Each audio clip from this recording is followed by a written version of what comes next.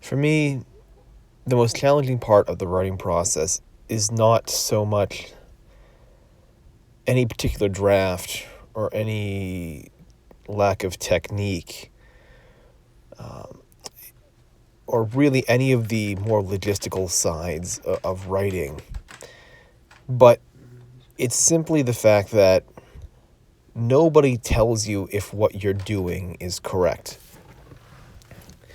Throughout this process, there's not anyone to check your work. It's not like in school where you do your homework and the answer sheet's in the back and you can kind of check the answer sheet, or do what I did when I was in high school and just check the answer sheet, write your answers down, write your answers down.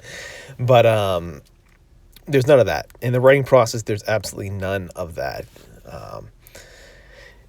It's purely yourself and you having to figure out if something works, and ultimately if you trying to decide if what you wrote is good. And if you're someone that just writes for the fun of it, if you're someone that just writes, just for the general pleasure of writing, well, this isn't really a big problem, because ultimately you are the only person that matters in that scenario, right? Like if you're just writing just for the fun of it, well, there's no one's ever going to, presumably no one, or maybe just a few people that are ever going to see your work, and you can be pretty satisfied with just knowing that at least you enjoyed that product, you enjoyed that, what you wrote, and you're perfectly fine. The challenge comes in is if you are looking to get published.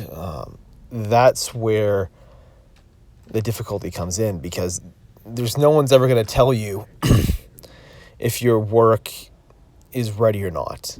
There's no one's ever going to tell you if your work is complete, or if it's even good.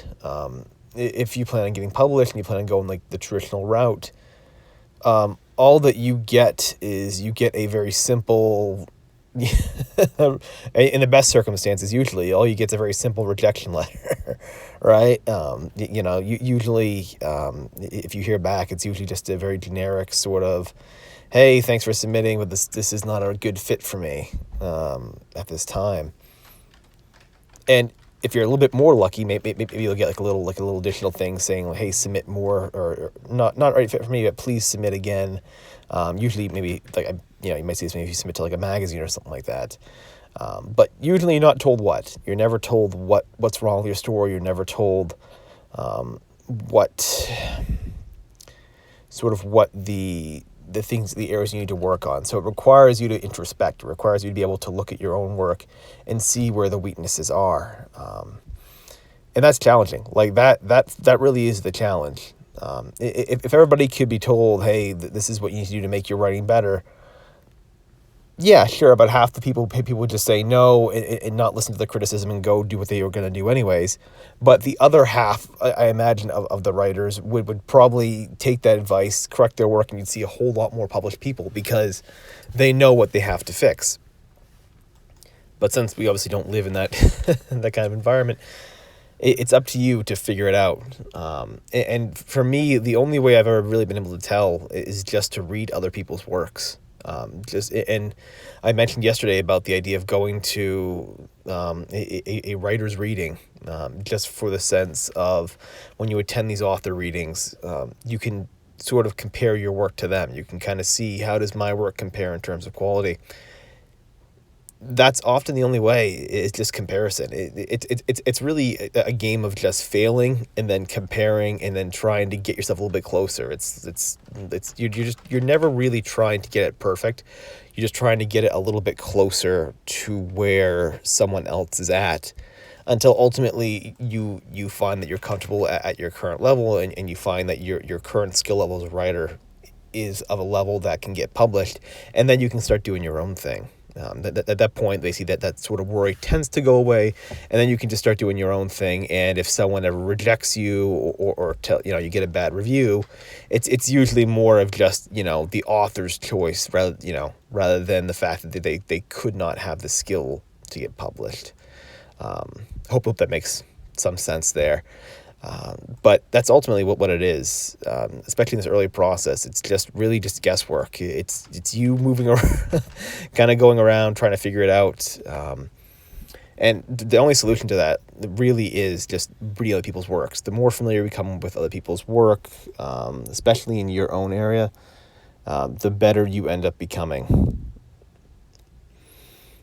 Yeah, and so for me right now in this whole process, I'm feeling, again, I'm feeling more and more confident in the story the more I go through it, which is good. But ultimately, I don't know. Ultimately, I have no idea if this thing is going to end up working or not. And if it gets rejected, the story, despite my, what I think is a good story, if it ends up getting rejected, well, I'm probably not going to be told why. It's going to be something where I don't know why it did, and it'll just, at best you can sort of surmise that it happened probably early in the story, because if you're rejected outright, if I get rejected outright after maybe submit my first 10 pages, or we'll just say 3 chapters, right? So if I send a query letter in, first 3 chapters to an agent, and I send it off to 10 agents and they all reject me, well, I can surmise that it probably was something in those first 3 chapters. So is it either my overall technique and skill, or is it something specifically to those chapters where maybe they were weaker and the rest of my story gets stronger and I'm sort of blind to the fact that the beginning was weak? That happens. That's often why I've been talking about hammering away at those first few chapters, because it's very tragic to write something that overall is really good, but have the beginning be, the weakest part, and have that be the part that gets rejected. It's a bit like having a good show on Netflix, right? Like where it's a really good show on Netflix, but it takes a couple episodes to get into. I'm sure you've heard that expression before. I'm sure people have told you, like, hey, check out this show. Just get past like the first 2 episodes, and then it gets really good. Unfortunately, as writers, we don't get that. We don't get the, hey, get past those first 2 chapters of the book and then it picks up. When it comes to an agent, those first 2 chapters are what everyone's going to base their decisions on. And so for you, a lot of what you need to do is find the part that the world is going to see. So find those first couple chapters and make those perfect. I mentioned this before in the videos. Get the beginning perfect, because you want to be able to see if you at your best can get published or not. If you submit the first couple pages of your, say the first couple chapters of your novel on an agent query, and it gets accepted, and then maybe you send in, the first half of your manuscript, maybe the full manuscript request, and it gets rejected. Well, what that means is, okay, your beginning was strong. You have, on your best day at your highest level of skill, you have the capacity to get published. It's just that so the rest of your story was not up to that same level. So you need to focus on reworking that part. That's very encouraging. Like I've said, before, I'm not sure if I said it on here or not, but I've told people before that often, the best part of the whole the most enlightening part, I think, or the most uplifting part of a writer's, I think, really their experience, is getting that first acceptance, that first request for a full manuscript, that first request for a partial manuscript. When I got that first interview with an agent where they asked for, obviously, the partial, and I sent my full manuscript, and we did I mentioned before this, but we did like the little Zoom call there.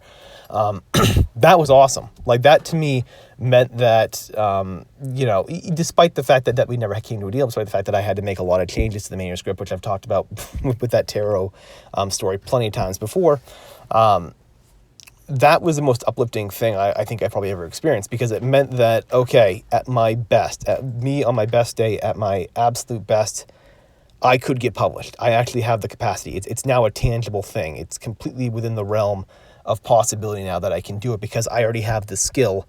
I just did not apply it. And so that should be really, I think, for most writers, if you have not been published yet, that should be your goal. Like, just get that first half or first full manuscript request from an agent.